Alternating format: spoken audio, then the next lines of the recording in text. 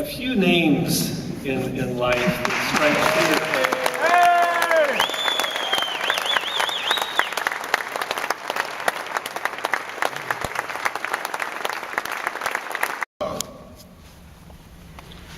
Probably Jim Brown and Sayers maybe, and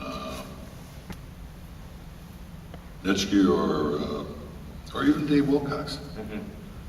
You know, I developed a relationship with him at the Pro Bowls, you know, and you know, you see other teams when you're scouting that are playing against who they played if they're the year next to bowl or whatever.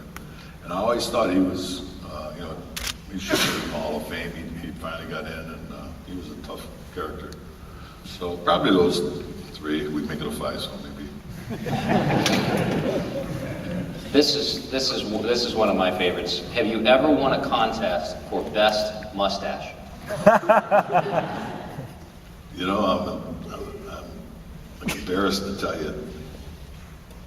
I don't want.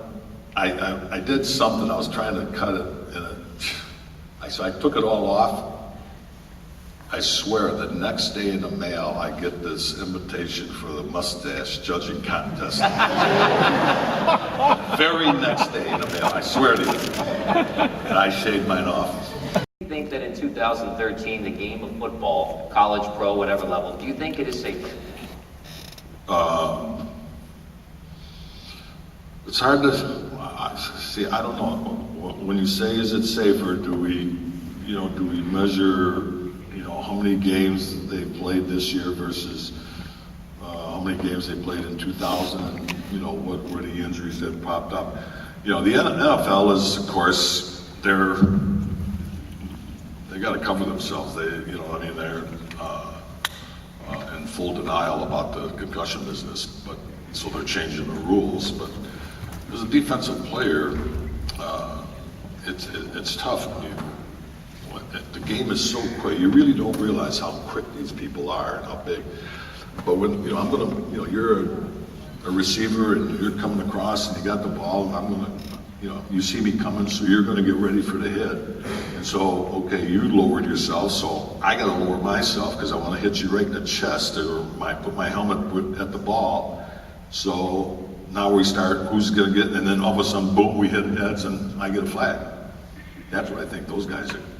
Well, if that's going to happen, then I'll blow out his knee, you know. Well, there would be somebody that get him out before that happened, you know. We had guys that were cheap shot artists.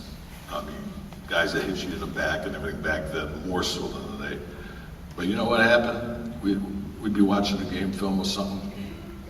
And we see it, and then they'd say, some of the guys say, look at this 86 here, this tight end. He's coming down, he's clipping the middle linebacker, hitting, you know, throwing elbows. And I was a rookie. And we went to that game, and, you're the heat of the game, you don't know what's going on, but where's 86 at?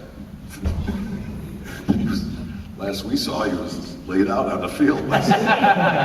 So we took care of our own business. You know what I mean? So that's what I think today's player have gotten away from.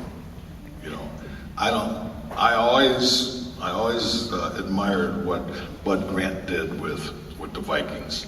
You would never see them after a game shaking hands. They were off the field when the final buzzer. They're off the field. Bart Starr, Unitas, you always want to, always the best that you were playing against, really. I mean, I think there's another question, who'd I like to tackle the most? It didn't matter, it's always who's the best. When we played Green Bay, it was a triple header there. You got Horning, you got Jim Taylor, and you got Bart Starr. Hitting it, any one of them was good. And that's what it's all about. Especially when, I didn't realize it, but, we weren't going to win. We didn't really have the people, but I never knew that, and I never played that way. I always thought we were going to win. And maybe that's why we always had good games against tough teams. Like the Packers, we always gave them good games, and those were the years, they were winning everything.